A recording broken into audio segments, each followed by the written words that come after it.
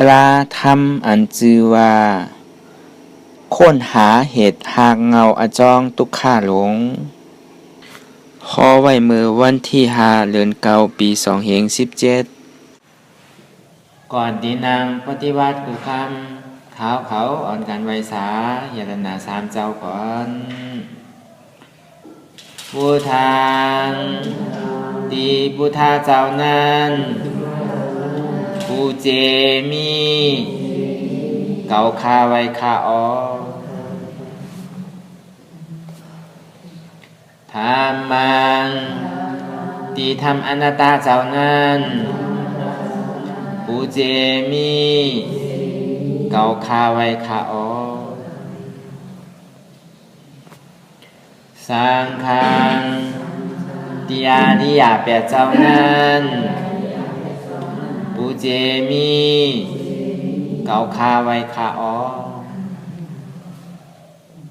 นบลงกันต่ออริยเจ้าเขากูเจ้าก่อนอริยเจ้ากูเจ้าคา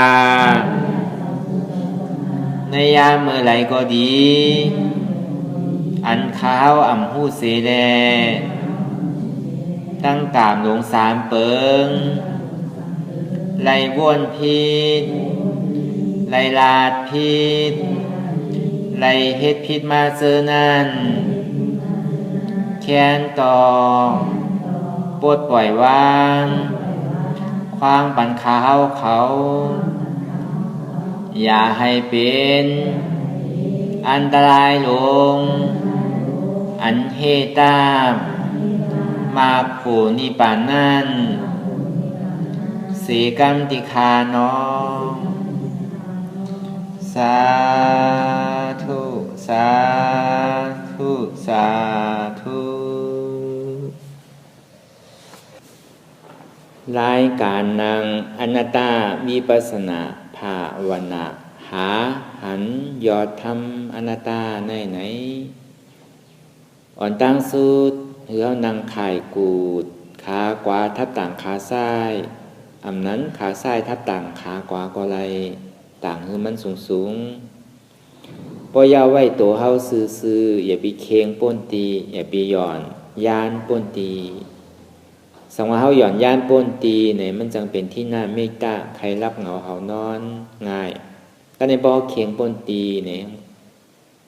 ใกล้สั่นจังห้องจังไห้จังสั่นจังปีนจังล่มไรเนี่ยจองที่ว่าตั้งโตซื่อๆอ่ำเคียงป้นอ่ำหย่อนย่านป้นไหนย่าก็เอามือ2 คอนต่างตักรับตาเนอเปิดตายานปิยาอยากตัวติมโนวิญญาณอันไหลเสียนอันไม่ได้ส่งเข้ามาตีมโนตะวันเนี่ยห้องว่ามโนวิญญาณใจที่อันเฮาฮู้นั่นน่ะตัวดินั่นเนี่ยแตบตัดเป็นอนัตตาอ่อนต่างห้อมไปหันเจ็บห้อมไปหันเวทนาห้อมไปหันทุกข์ห้อมไปหันตรามไปหันธรรมเตอนั่นคือเฮาตัวลมถอยใจเข้าออกอ่อนต่างก่อนถอยใจเข้าป่องว่าเกิดถอยใจออกป่องว่าตายเกิดตายอันนั้นก็ถอยใจเข้าป่องว่าเป็นถอยใจออกป่องว่ารู้เป็นในที่เต้ๆก็มันเป็นกรรมมันเลวกันเก้เกิดเป็นรู้ตายเนี่ย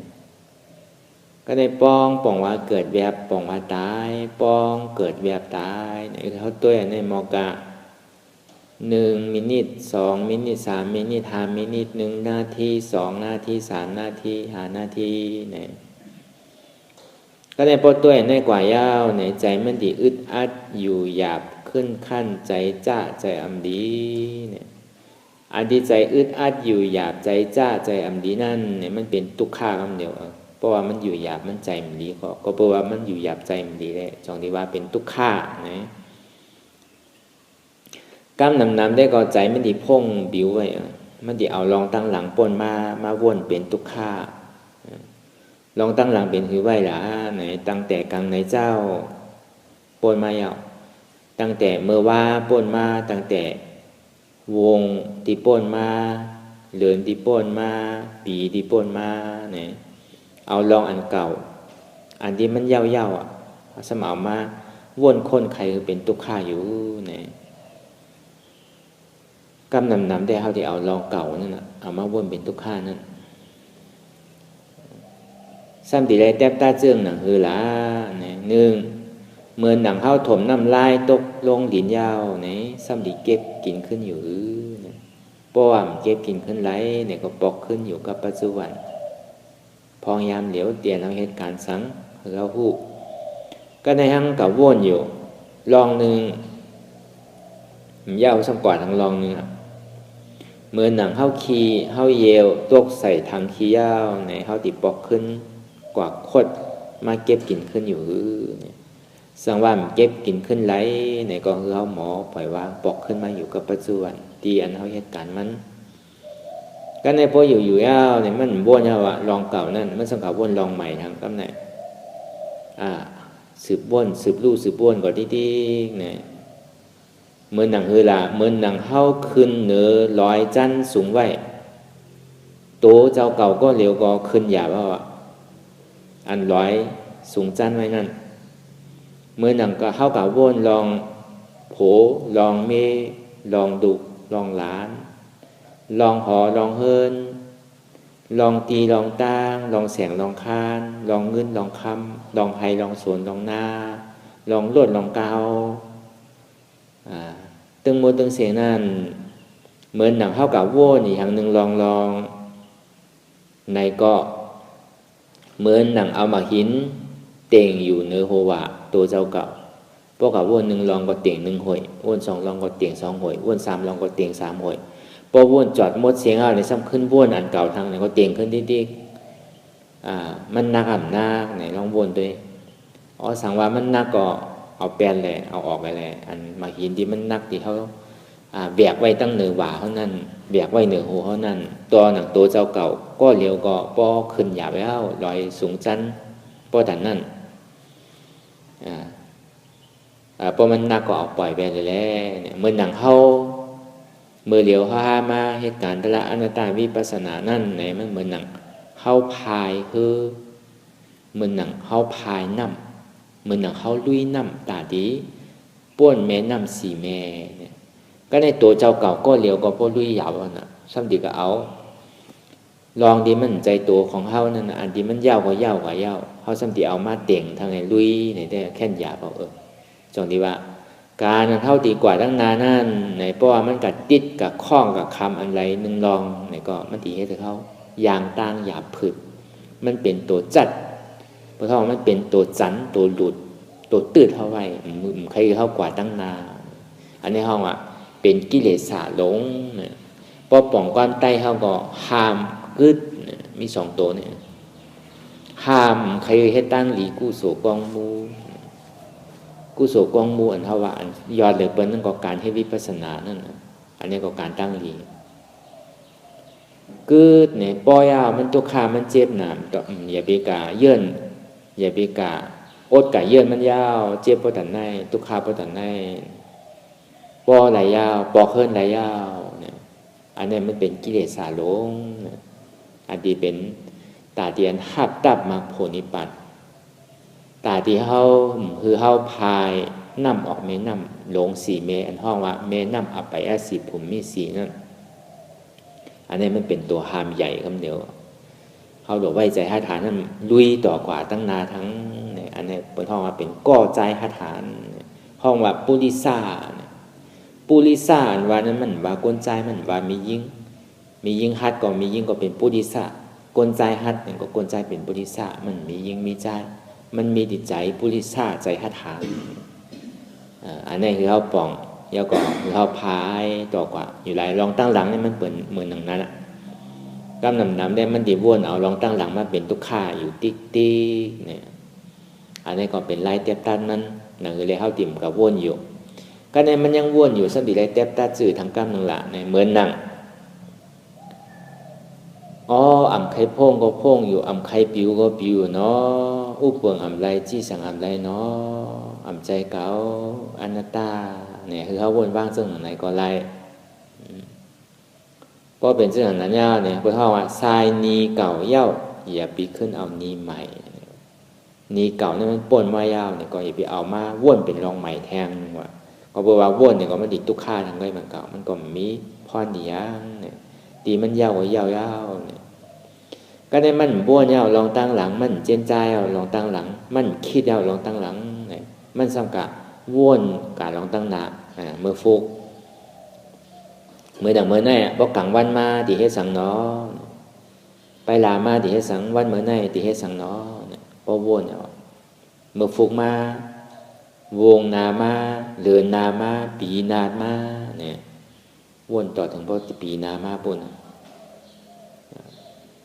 สัมติไรเจ็บตัดเจ้าหนังฮือหลานหนังฮือแลมันตีเป้ใจไรนั่นเนี่ยเหมือนหนังเขานอนรับนอนรับไว้ตั้งวนหนังตั้งนานนั่นตื่นมาก็มีอย่างเหมือนเขานอนเนี่ยอะไรนั่งรับตาของนั่นน่ะพอมืนมาก็มันมีอย่าง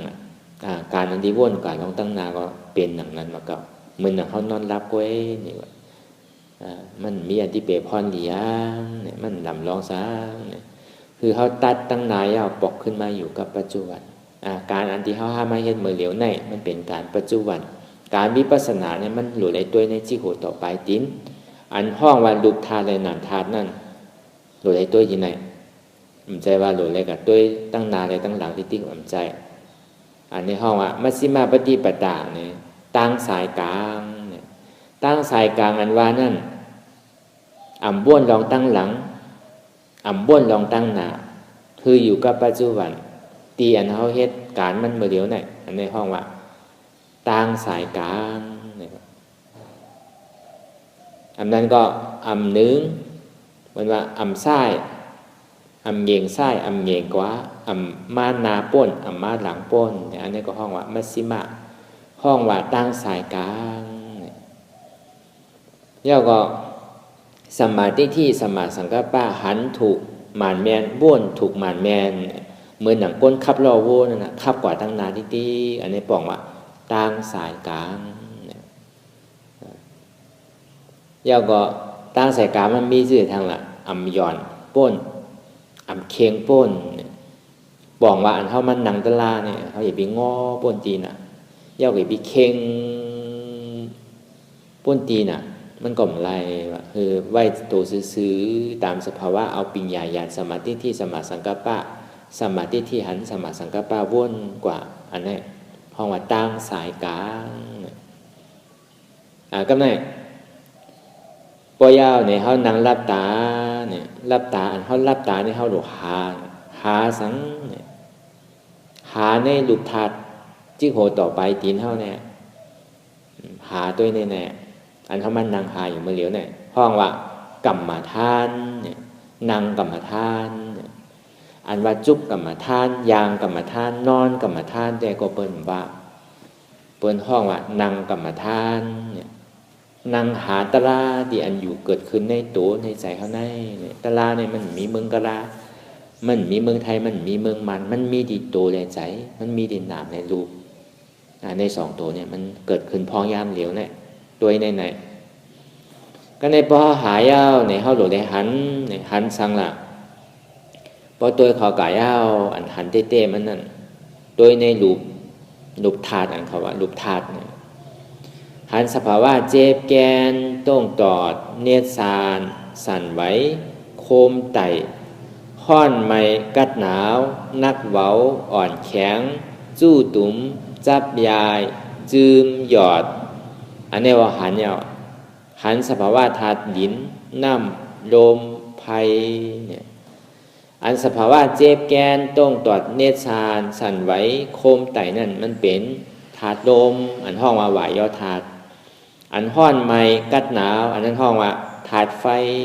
ห้องว่าเตโชธาตุนักเว้าอ่อนแข็งอันในห้องว่าธาตุลิ้นปฐวีธาตุสู้ตุ๋มซับยายจึมหยอดนั่นก็เป็นรูเนี่ยอันในห้องว่าธาตุน้ำอาโปธาเนี่ยมันมีสภาวะธาตุลิ้นน้ำลมไฟ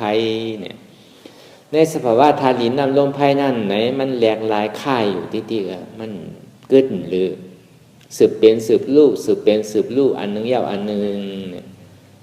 มันปึงอิงเนื้อกันเนี่ยก็บอกว่าธาตุไฟมันดีปอกก็มันดีปอกธาตุลมมันดีปอกก็มันดีปอก ธาตุดินมันติปอกของมันปอธาตุน้ำมันติปอกของมันปอเนี่ยอันนี้มันเหตุการณ์ติ๊กๆอ่ะป้อนนางหาอยู่ติ๊กๆนางหากรรมฐานอยู่ติ๊กๆเนี่ยก็อันที่ว่าพา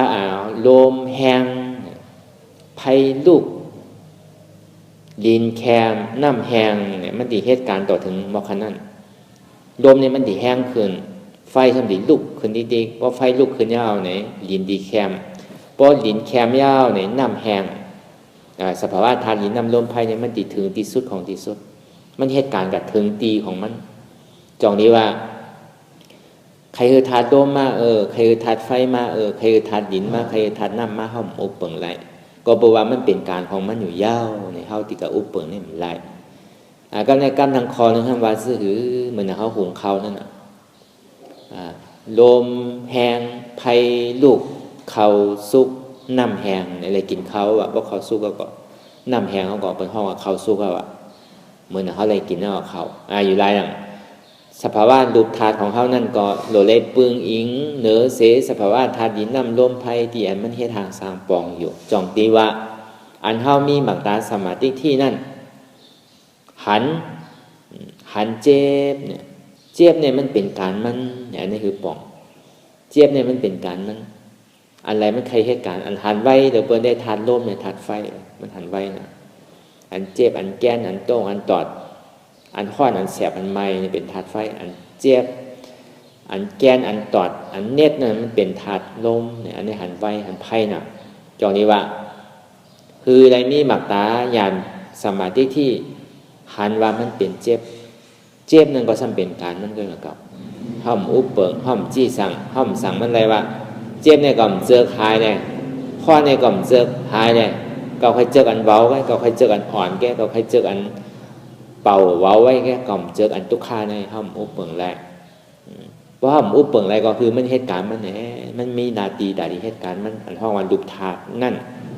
ก็ในห้ามหลวมีใจอันหู้จักว่าอันเจ็บเต้อันแกนต้องตอดเนตรสั่นไหวโคมไตค่อนไม้กัดหนาวนักเว้าอ่อนแข็งสู้ตุ่มจับยายจึมหยอดเป็นลูกสภาวะธาตุสีเปิงเสื้อนั่นอันที่มันเป็นตัวคู่ได้ตัวคาบคู่ได้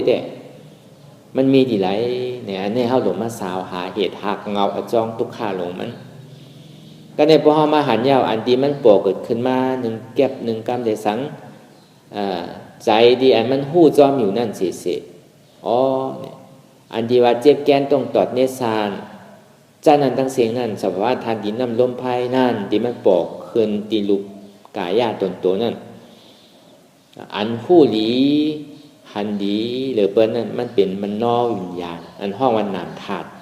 ห้องวันใจหู้ตัวหันถึงตีตัวไหนพอเฮาตัวหันถึงตีตัวเหตุหักเงาอจ้องทุกข้ามันยาวไหนเฮาติ่มกับจอมเฮาติ่มกับสั่งเฮาติ่มกับอุปเปิงก็บอกว่ามันเป็นการของมันไหน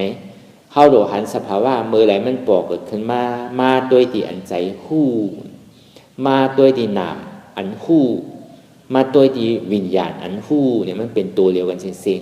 ๆในนามธาตุในมโนวิญญาณแล้วก็ใจหู้เนี่ยพอความตายเฮาในห้องว่าใจหู้เนี่ยก็ในพอหันตีมันว่าอันเจ็บจ้านั่นก็บอกว่ามันมีขามันมีมือมันมีหูมันมีโต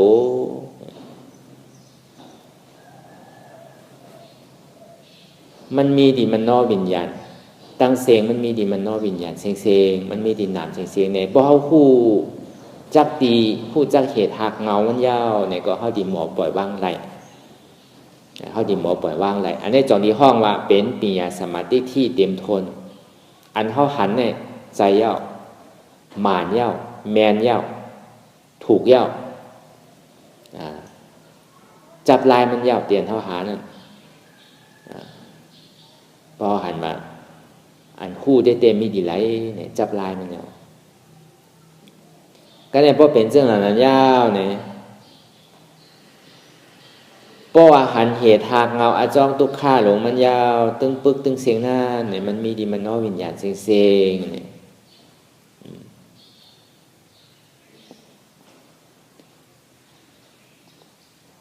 เพราะว่ามันหู้เรื่องนั้นยาวเนี่ยมันติ่มกับวนเป็นอัตตาแล้ว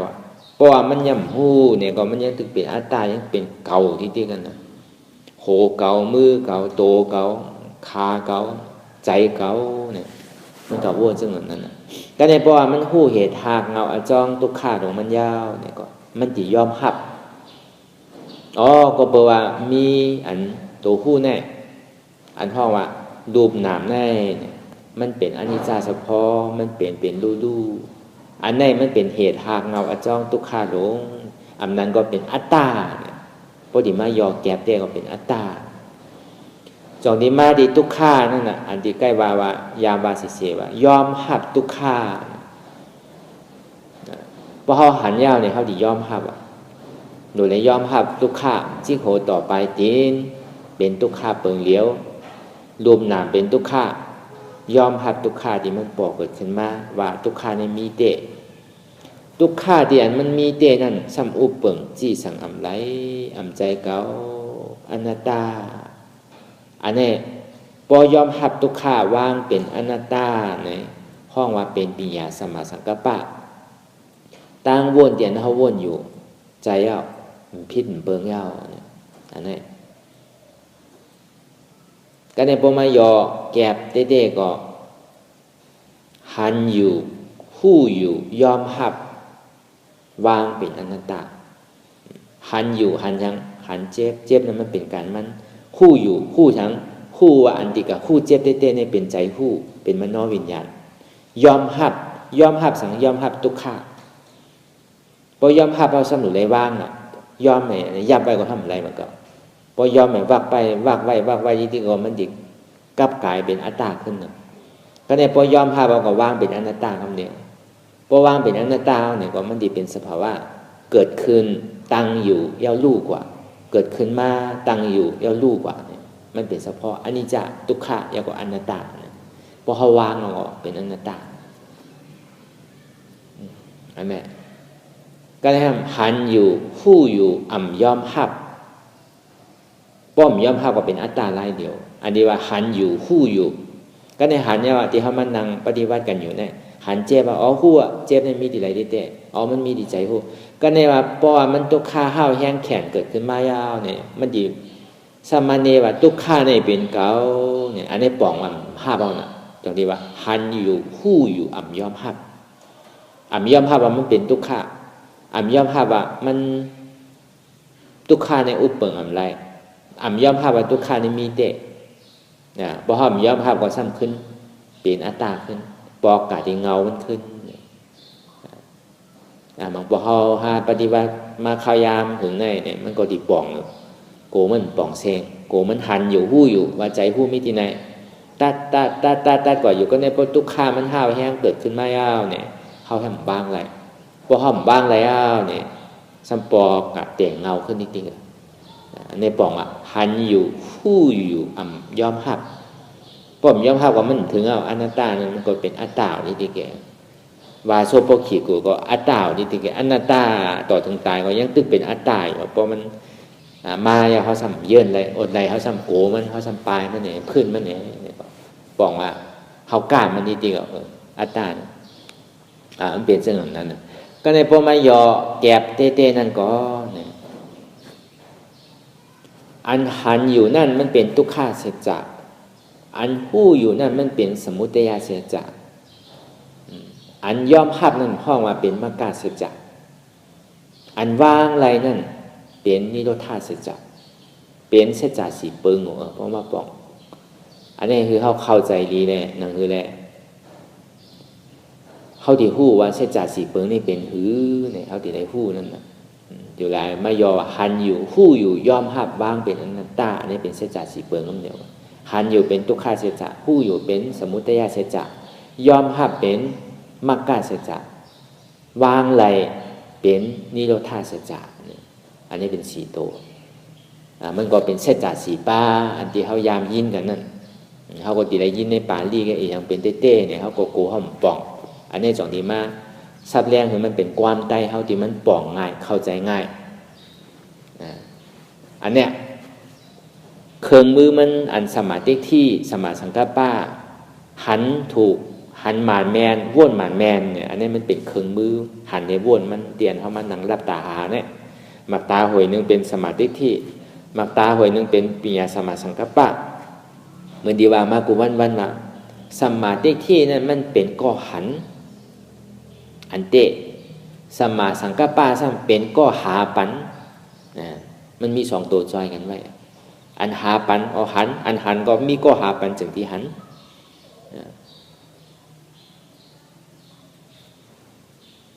อันหาปันนั่นก็มันมีนาทีตาดีหาแค่มันหันมันมีนาทีตาดีมีนาทีปุนพ่อนตาดีหาปันแค่อันหันก็เป็นอันหันอันว่นก็เป็นอันว่นมันเหมือนกันอยู่หลายเลยมันหลุดเลยกูกันนั่นน่ะปิญญาสมาธิที่ได้ปิญญาสมาสังกัปปะนั่นปิญญาสมาธิที่เนี่ยมันดิกับคาตายมิจฉาทิฏฐิอันที่หันพิษนั่นก็ในปิญญาสมาสังกัปปะเนี่ยมันสมติกับคาตายที่มิจฉาสังกัปปะตั้งวนผิดก็บอกว่าตั้งปึกตั้งเสงป่วนมาในสังสารวนทุกข้าขอกตายขอกเกิดในสัจจวลาตั้งมดตั้งเสียงหน้าเนี่ยก็บอกว่าเขาเป็นมิจฉาทิฏฐิเขาเป็นมิจฉาสังกัปปะเขาหันพิษเยาวกับวนพิษหันพิษวนพิษเป็นอวิชชาอัตตาเงืองาวหย่องก็บอกว่าเขาหย่องเขาเงือเขางาวเขาเป็นอัตตาพิษเดียวแล้วจงตีมาอะไรของพิษเนี่ยอันห้องว่าขันธาหาเปิงเนี่ยมันเป็นของพิษลงนะเป็นของพิษลงเป็นของทุกข้าลงในสัจจวลาทั้งหมดทั้งเสียงในอันทุกข้าหรือเปิงเนี่ยเป็นขันธาหาเปิงเนี่ยทุกข้าเลยเป็นเสียงจงที่ว่าพอเปิงเขาหันพิษจงที่มาอะไรของพิษกันในเฮาซ้ำโลนางหือเลยเฮาซ้ำติ่มพิษทางหันพิษทางบ้วนพิษทางติ่มไรของพิษทางนั้นเนี่ยจองดีว่าเอาหมักตาสมาธิที่หันอันเตะหันอันอ่ำพิษหันอันหมานแมนสมาสังกัปปะซ้ำว่นอันเตะว่นอันหมานแมนว่นอันใจเนี่ยก็ในพอเขาหันอันเตะว่นอันเตะเอาก็เนี่ยมันก็แลนเตะมันดีกันแล้วนะอันอัตตัวอันปอมอันแก๊กนั่นอันดีเขายามเป็นมันนั่นจองดีว่าคือเขาป่องใจว่าสมาธิที่เนี่ยมันเป็นอันเต้สมาสังกัปปะก็เป็นอันเต้หันอันเต้ว่นอันเต้มันโดดเลยมีกูขันนะเขาว่นอยู่อ่ำหันก็ซ้ำไรหันอยู่อ่ำว่นก็ซ้ำอ่ำไรหันอยู่ก็หันที่นั่นแกซ้ำว่นจอมก็ซ้ำไรจองดีว่าตาอันติกะหันนั่นก็ป้อมมีก็วอกปันเนี่ยก็มันหันไรนั่นมีก็หาปันมันหาปันเสตาก็มันซ้ำหูเมียวมันเหมือนกับมันวาโชกไกว่าเป็นอนัตตาอันก็กะหันเต้ๆเนี่ยมันจำเป็นอันก็กะหันแมนเต้ๆห้ามเนี่ยมันจำเป็นสมาธิที่นั่นน่ะมันเป็นที่ไหนมันโดดได้ปึงอิงเนอกันสองตัวนี้มันขาดอะไรก็เดี๋ยวจองดีว่าเป็นปิญญาสมาธิที่หันอันหมานแมนปิญญาสมาสังกัปปะว่นอันหมานแมนนั่นอันนี้คือเขาบอกอันเขาว่นเขาโดดได้หันอันเขาหันเขาโดดได้ว่นนั่นสองตัวในลำร้องได้เต้มันตาดีคาตายสองตัวตาดีคาตายอัตตาที่ที่ก็เป็นมันยากกว่าตาดีคาตายวิจิกิจสาการหยุ่มพิษเนี่ยก็เป็นมันเป็นสองตัวเนี่ยตาดีคาตายนะเพราะว่าเขาหันหมันแม่ยาวเนี่ยเขาว่นหมันแม่ยาวเนี่ยตามันติ่มแลนหมันแม่นี่มันมีหรอกของมันเพราะหันอันหมันแม่แล้วรู้ว่นก็เพราะว่นอันหมันแม่แล้วรู้มันก็ไล่อยู่อันหมันแม่นั่นมันไล่จะคือละต้องว่นด้วยยีดี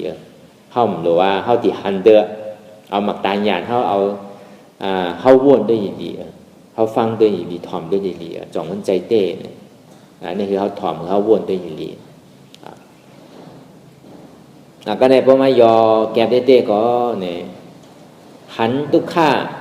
ผู้ว่าทุกข้าเนี่ยเป็นอนัตตาเนี่ยมีสองตัวเนี่ยหันทุกข้าผู้ว่าทุกข้าเนี่ยเป็นอนัตตาหันเจ็บผู้ว่าเจ็บเนี่ยเป็นอนัตตา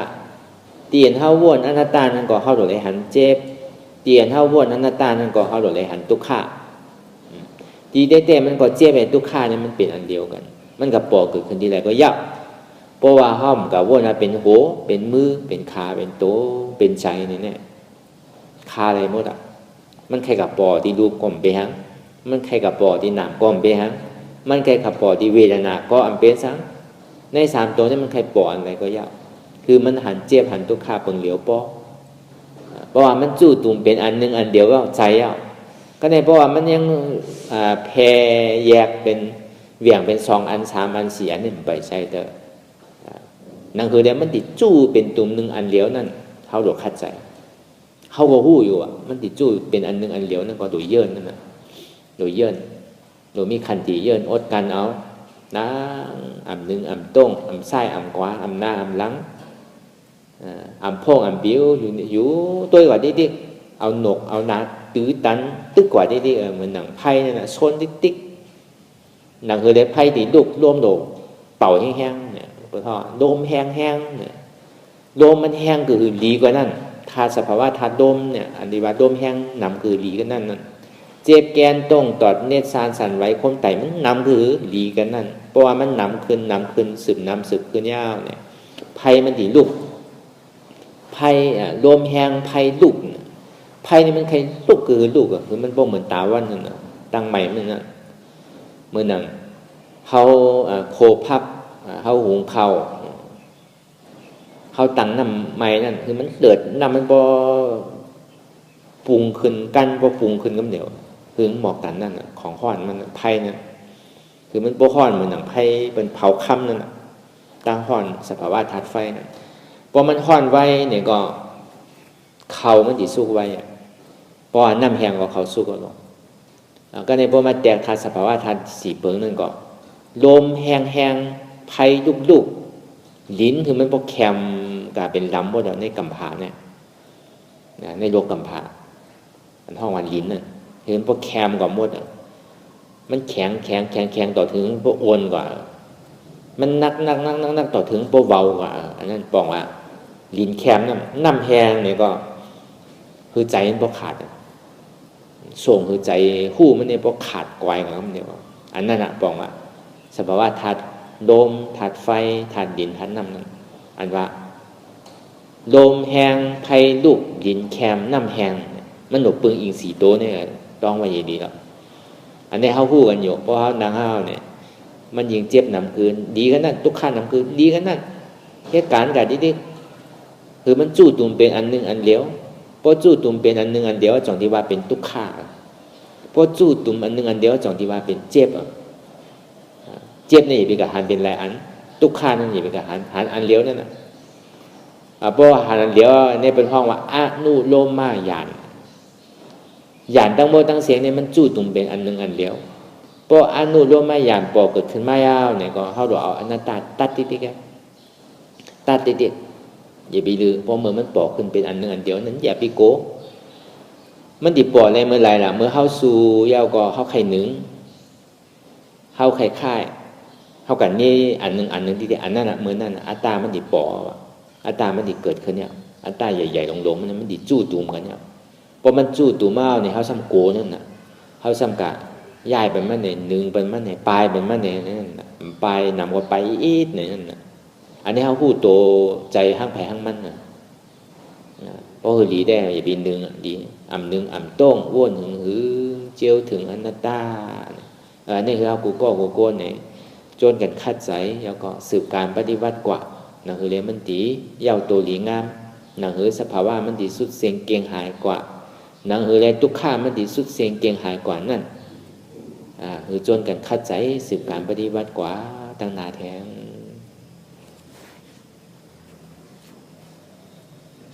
อ่ำโต้งอ่ำนึงอ่ำค่ายอ่ำลายอ่ำถอยหลังอย่าปันย้อมซุ่มใส่อัตตาอันมันสั่งคือหนึ่งคือโต้งคือค่ายคือลายคือพื้นคือเมื่นตาคือถอยหลังอย่าปันย้อมก้านไว้ใส่หัดหันเสสืบการปฏิบัติธรรมสมาธิที่หันสังหันเจ็บแกนต้องตอดเนตรซานสั่นไหวคมไตห้อนไม้กัดหนาวนักเว้าอ่อนแข็งสู้ตุ่มซับยายซึมหยอดสภาวะรูปธาตุสี่เปิงเจอนั่นอันใดเสอันปอกขึ้นมาคือเขาหมอวนว่างไรเหมือนนั่งเจ็บแกนต้องตอดเนตรซานสั่นไหวคมไตปอกขึ้นมาคือเขาวนว่างว่าเป็นธาตุลมวายย่อธาตุผู้เปิงจี้สั่งอำไรอำใจเก่าอนัตตา ฮ้อนไม่กัดหนาวปอกขึ้นมาเหือวนวางว่าเป็นถาดไฟเตโชธาตุอุปเปิงซี่สังอำไรอำใจเกาอนัตตานักเว้าอ่อนแข็งปอกขึ้นมาเหือวนวางว่าเป็นธาตุลิ้นปฐวีธาตุอุปเปิงจี้สังอำไรอำใจเกาอนัตตาจู้ตุ๋มจับยายจืมหยอดอันนั้นก็เป็นรูปปอกขึ้นมาเหือวนวางว่าเป็นธาตุน้ำอาปอธาตุอุปเปิงจี้สังอำไรอำใจเกาอนัตตาคือเฮาวนวางเสื่อหนังไหนก็แปลว่าชิกโหต่อไปตีนได้เนี่ยมันมีสภาวะธาตุลิ้นน้ำลมไฟมันมีโหมันมีขามันมีมือมันมีโตเนี่ยมันมีสภาวะธาตุลิ้นน้ำลมไฟไหนอันนี้เป็นลอกลายตาดีแกลีดมือเฮานั่งสมาธิเลยเฮาคล้องคำไว้ในเฮาสืบข้าวตั้งอำไรเหมือนนั่งเฮายางตั้งแหละดินคำไว้ดีแคบเฮากลมคำไว้ดีแคบดินเฮาเนี่ยเพราะเฮาเอาดินเอากลมออกเนี่ยก็ตาเฮาที่สืบข้าวตั้งมันดีหยับอันนี้เป็นลอกลายตาดีแกลีดเปิงหนึ่งก็ได้เปิงตีสองห้ามในใจก็โพ่งปิวไว้เจ็บเบดนานั่นก็หันไว้เป็นหลายอันไว้หัวจีอยากวนวางเสื่องหนังหือเหมือนหนังก้นกลางตาพิษตางเหมือนหนังลิงเบียนกอบกิ่งไหนก็ฮักกอบกิ่งไหนก็ฮักกอบกิ่งไหนก็ฮักในหาที่ปึงที่อิงมีในหัวที่ออกเสื่องหนังหือไหนอันใดมันแห้งบ้วนอันนั้นสังวามเฮ็ดไรล่ะเนี่ยก็ปอกคืนเอาสติมาอยู่ที่ลมถอยใจเข้าออกย่อก็เอาอนัตตากับตาตีเวทนาเจ็บนั่นที่มันปอกเกิดขึ้นมากำเดียวกันก็ได้สังวามเฮ็ดไรนะครับปล่อยไปกำเจ็บเลยทุกข้านั่นอย่าไปตัวเด้อปอกขึ้นตัวลมถอยใจเหมือนเก่าเงามันเหมือนเจ้านั้นเข้าปองว่าเกิดออกปองว่าตายเข้าเกิดออกตายเป็นรูเข้าปองว่าเป็นออกปองว่ารูเป็นรูป้องปองว่าเกิดแวบปองว่าตายป้องเกิดแวบตายอุปเปิงอ่ำไรเนาะอ่ำใจเก่าอนัตตาเนี่ย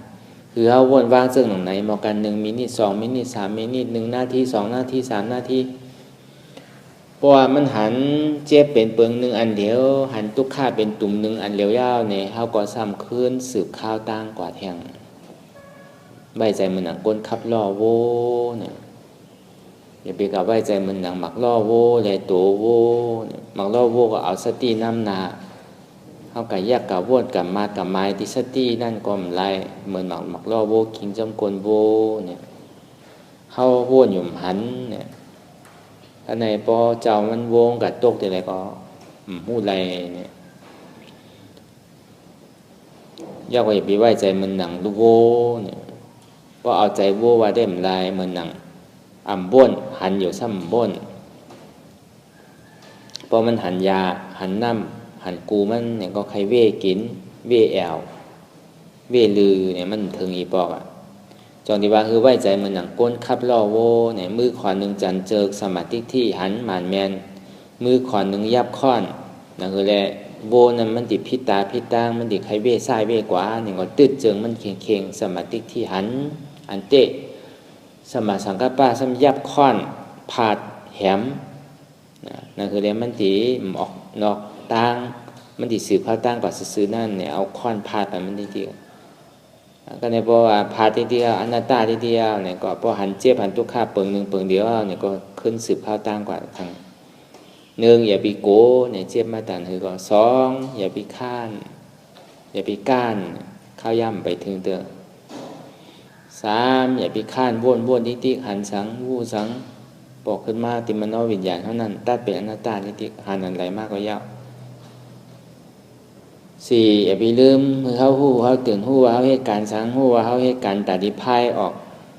เหมือนเขาลุยน้ำลุยป่นแม่น้ำลุยป่นผังลุยตัดดิป่นแม่น้ำสีแม่ยาวก็คือเขาตื่นอยู่เสียอย่าไปรับอย่าไปนอนอย่าไปวนลองตั้งหลังอย่าไปวนลองตั้งหน้าอยู่กับปัจจุบันพองยามเดียวแล้วก็วางเป็นอนัตตาทิฏฐิเนี่ยแล้วก็หามาอย่าไปอายเนี่ยสภาวะน้ำลายใครไหลใครหาเนี่ยก็ปล่อยออกมาปล่อยเอากับซักก็ยาวเจี๊ยบทุกข้าเนี่ยคือมันเป็นอันหนึ่งอันเดียวหันเป็นอันหนึ่งอันเดียวไว้มันก่อผี แก็บตัดง่ายบ่หันเป็นอันหนึ่งอันเดียวนี่ก็คนไหนไว้ใจหัดหารเสสึกข้าวตางกว่าแทงลองตั้งอันเป็นอยู่กูเจอกูอย่างอย่าให้คล้องคำไว้ที่ใจหู้ถอดถอนออกที่ใจหู้ให้มันออกเสียงก่อนสภาวะอันไรก็ดีลองตั้งอันไรก็ดีเสียงอันไรก็ดีอันเกิดขึ้นมาที่โตที่หูที่ใจเจ้านั้นถอดถอนออกที่ใจหู้ให้มันออกเสียงก่อนลองสภาวะรูปธาตุสีเปิงเสื้อนั่นเจ็บแกนต้งตอดเนสานสั่นไหวโคมไต่ห้อนไม้กัดหนาวนักเว้าอ่อนแข็งสู้ตุ่มจับยายจืมหยอดสภาวะรูปธาตุสีเปิงเสื้อนั่นตีนามธาตุกว่าหู้จักตีอันเฮายึดไว้ว่ามีโตมีตนตีอัตตายึดถือยึดมันไว้นั่นคือเฮาปล่อยวางเป็นอนัตตาไรลองใจอันพ่วงปิวอยู่อันเฮาวนเลือกวนเลยอยู่เป็นเรื่องเป็นราวอยู่เจ้านั้นในสังคือเฮาถอดถอนออกในใจหู้ให้มันออกเสียงก่อนยอมกึดยอมออกยอมลงอันเฮ็ดให้เฮายินดียินหายเจอนั่นอารมณ์เจออันถึงใจถึงคอไว้ที่มันยึดไว้ที่มันเป็นทุกข์นั่นปลดปล่อยวางออกที่ใจหู้ให้มันออกเสียงก่อนลองเสื่อนเป็นทุกข์แดลองย้อนถึงใจหลายๆอย่างอันเกิดขึ้นมาตีโตตีใจเสื้อนั่นปลดวางเยาวเสียก่อนก่อยค่ายย้ายลายหนึ่งพื้นเปิดตามุนตาลอยในเป็นการปฏิวัติธรรมโค่นหายอดธรรมอันเกิดขึ้นตีโตตีใจอำนั้นโค่นหาเหตุหากเงาอจองทุกข้าลงนั้นต่อสืบกว่าเฮาติได้แผ่เมตตาถึงวิเนียสัตวะตั้งหมดตั้งเสียงก่อนอีตังวิปุญญังอาสวัคยังวะหังโหตุมาปุญญาภากังสเปสตาสมาลพันตุอีตังมิปุญญังอันเก่าคาไลมาตือกรรมปฏิบัติวิปัสสนาภาวนาหาหันยอดธรรมนาตาในอาสวัคยังเป็นอันเตแซบ